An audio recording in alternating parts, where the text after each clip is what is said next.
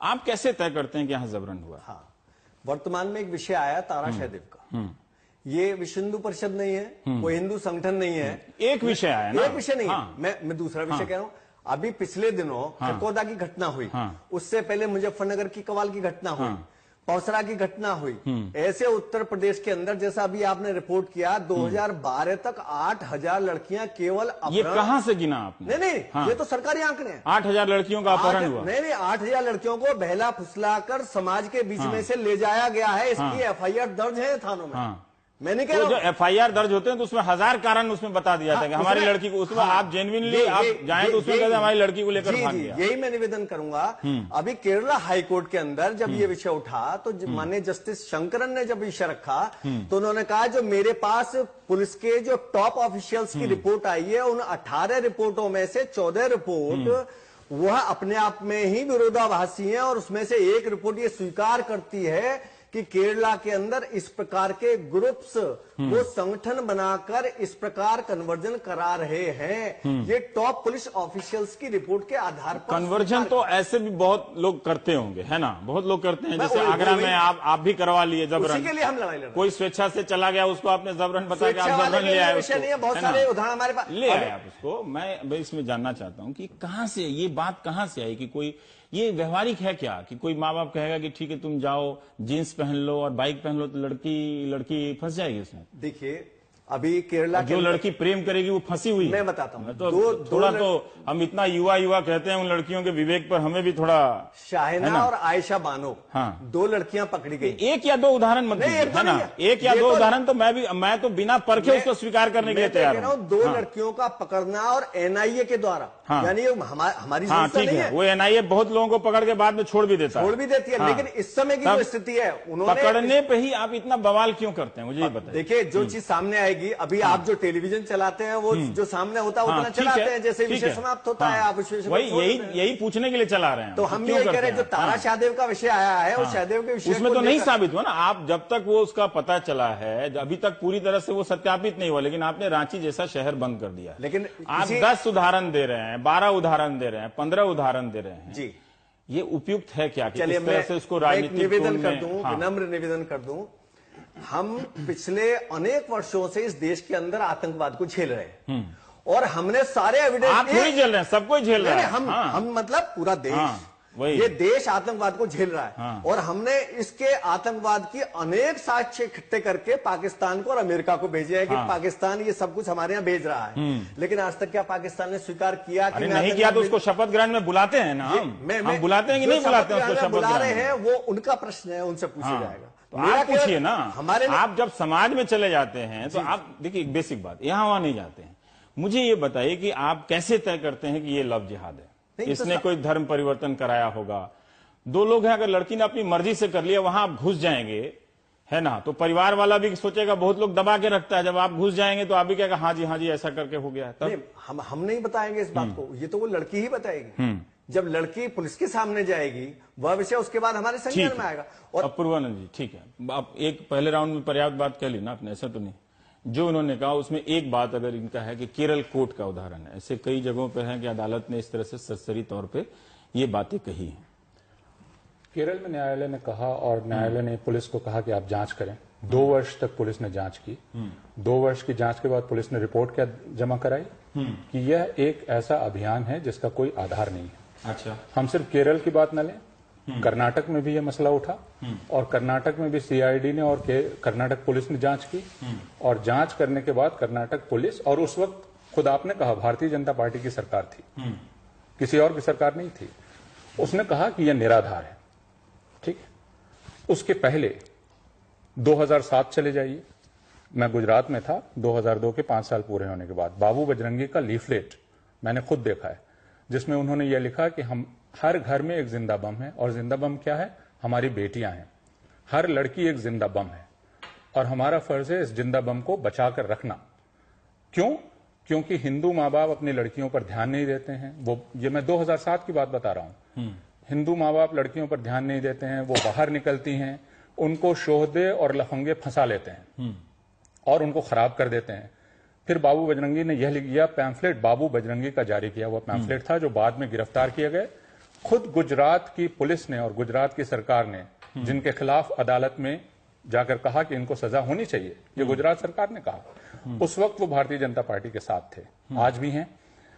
तो यह 2007 का मसला है, जिस वक्त गुजरात में कॉलेजों के बाहर पोस्टर लगाए गए जिसमें हरी कमीज पहने हुए हृष्ट पुष्ट लड़के लड़कियों को घूरते हुए दिखलाए गए और इशारा किया गया कि ये दरअसल मुसलमान लड़के हैं जो हिंदू लड़कियों को फंसा रहे हैं।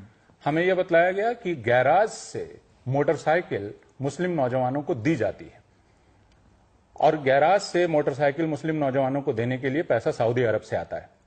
गुजरात में सरकार किसकी चल रही है 10 साल से भी ज्यादा से? एक भी मामला प्रमाणित नहीं हो पाया। किसी मामले में कोई भी अदालती कार्रवाई, पुलिस की कार्रवाई नहीं हुई। ना तो कर्नाटक, ना केरल, ना गुजरात, और मैं 2007 से शुरू कर रहा हूं, 2009 से नहीं। मेरा यह मानना है कि राम जन्मभूमि आंदोलन के अपने चरम पर पहुंच जाने के बाद और उससे जितना हासिल किया जा सकता था हासिल कर लेने के बाद, क्योंकि इनकी कोई मंशा राम जन्मभूमि मंदिर बनाने की नहीं थी और अब ये बना नहीं सकते, इसलिए इन्होंने एक ऐसा मसला उठाया है जो हर समुदाय को और हर माँ बाप को लगेगा कि छू पूरे सकता यूपी है। में यही हो रहा है। हाँ, और उसको लगेगा कि हाँ हमारे बच्चों पर तो नजर है ही, और कौन माँ बाप ऐसा है, कौन समुदाय ऐसा है ठीक है जो अपनी बेटी को अपनी आजादी से शादी करने देता हो। ऐसा समाज नहीं है। कभी चौधरी चरण सिंह ने कहा था 1954 में, उन्होंने जवाहरलाल नेहरू को चिट्ठी लिखी और चौधरी चरण सिंह ने कहा कि हमें कानून बनाना चाहिए कि हर गेजेटेड ऑफिसर और हर लेजिस्लेचर, विधायक या सांसद अंतर जातीय विवाह करे।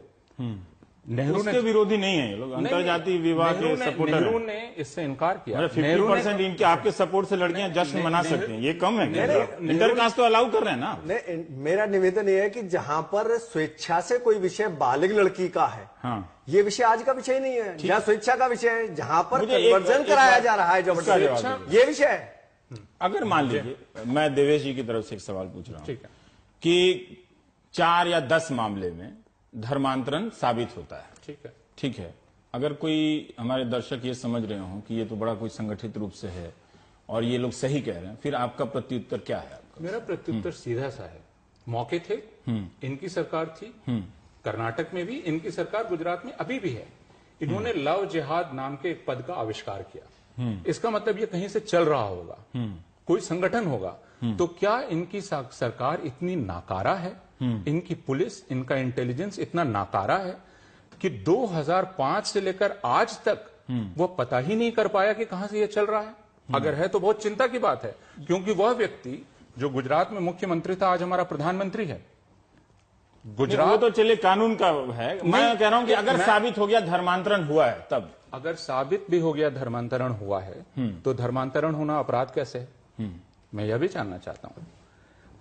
प्रश्न है संगठित साजिश का, जो ये कह रहे हैं, इनका जो दावा है वो मदरसे ट्रेनिंग दे रहे हैं, उसमें बाइक वाइक का इसका प्रशिक्षण दिया जा रहा है, खूबसूरत नौजवान खोजे जा रहे हैं। अगर ये ऐसी फ्री में बाइक हो रही है तो पता कर लिए कुछ हिंदू लड़के भी चले गए होंगे बाइक लेने के लिए। जो इनका दावा है वो सुन लीजिए। दावा स्पष्ट रूप से ये है कि मेरी कलम मैं थोड़ा नीचे झुकूंगा। हाँ, आप बोलते रहिए। सऊदी अरब से पैसा आ रहा है, मोटरसाइकिलें खरीदी जा रही हैं, इनको ट्रेनिंग दी जा रही है, खूबसूरत नौजवान छांटे जा रहे हैं।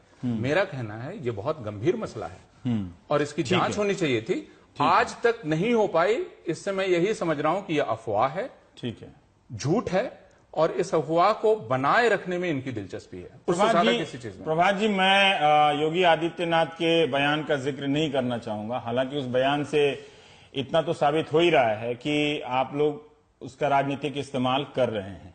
क्या ये उचित नहीं होता आपके लिए भी कि इस तरह की बातें कहने से पहले, चाहे वो 4 साल पहले कह रहा हूं, आप देवेश जी भी कह रहे हैं कि आज से तो आप लोग कह नहीं रहे, कई दिनों से कह रहे हैं, इसकी एक मुकम्मल जांच होनी चाहिए थी कि 1 या 2 मामले अगर हुए भी हैं उनको लेकर पूरा, आप कभी रांची बंद करने के प्रस्ताव पास करने लगते हैं, कभी आप कार्यकारिणी में प्रस्ताव पास करने की स्थिति में पहुंच जाते हैं, जबकि प्रधानमंत्री कहते हैं कि नक्सलवाद और सांप्रदायिकता पर 10 साल का मोरेटोरियम हो। तो मुझे एक बात बताइए कि ये लव जिहाद का मामला सांप्रदायिकता है या नहीं है?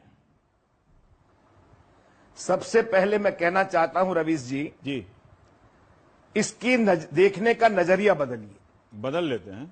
ये भारत के महिलाओं का, लड़कियों का अपमान करने का अधिकार किसी को नहीं है, चाहे वो हिंदू हो चाहे वो मुस्लिम हो। सवाल यहां यह है कि स्वेच्छा से अगर कोई चीज होती है तो कोई उसमें कहीं पर कोई बात नहीं आती है।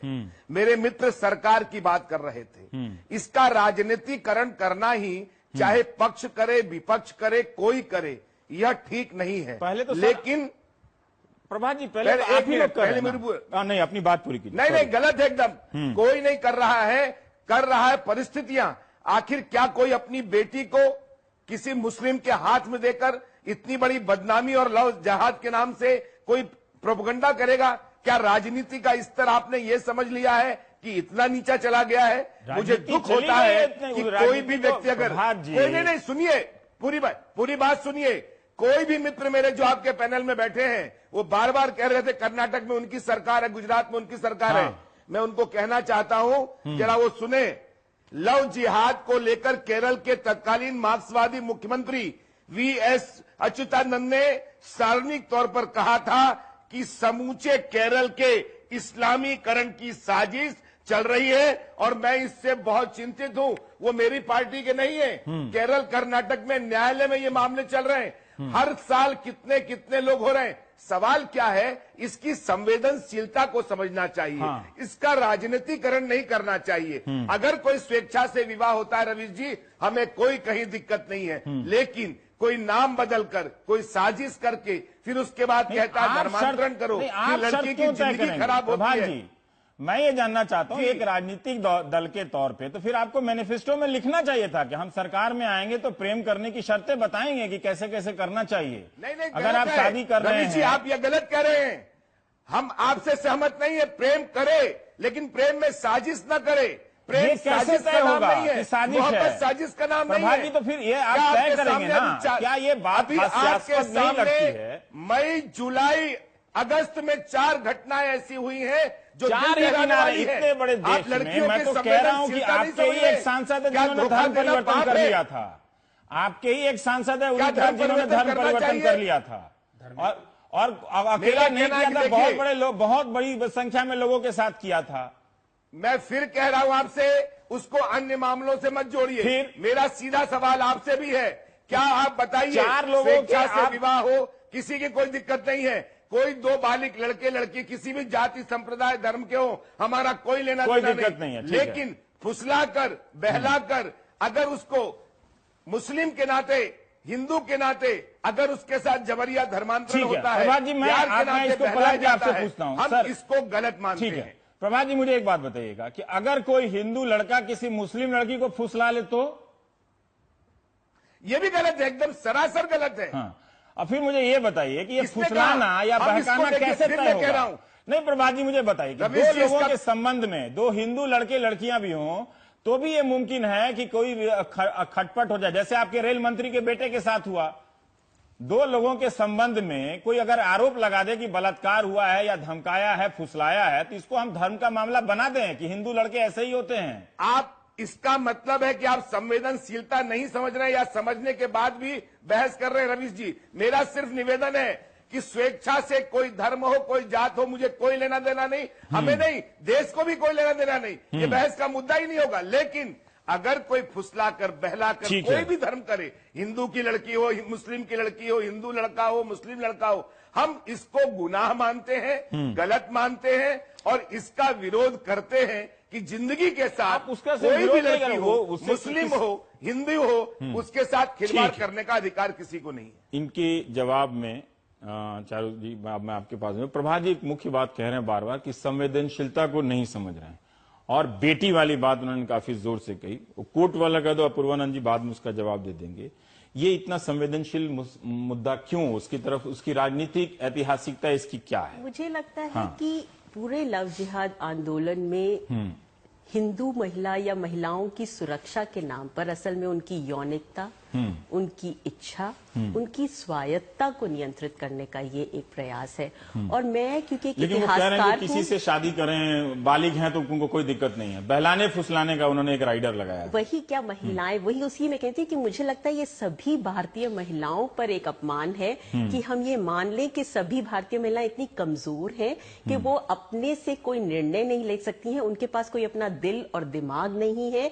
वो इतनी आसानी से फुसला ली जा सकती हैं, बहका ली जा सकती हैं। प्यार इतना सस्ता नहीं है कि एक मोबाइल और कुछ कपड़ों से बिक जाए, जो कि ये कहा जाता है कि मोबाइल और कपड़े देकर उनको फुसला दिया जाता है। और मैं एक इतिहासकार हूं और मैंने इस विषय पर गहन अध्ययन किया है 10 साल, और मैंने ये पाया है कि जब भी सांप्रदायिक माहौल में तीव्रता आई है तब महिला के शरीर को लगातार इस्तेमाल किया गया है सांप्रदायिक ध्रुवीकरण के लिए।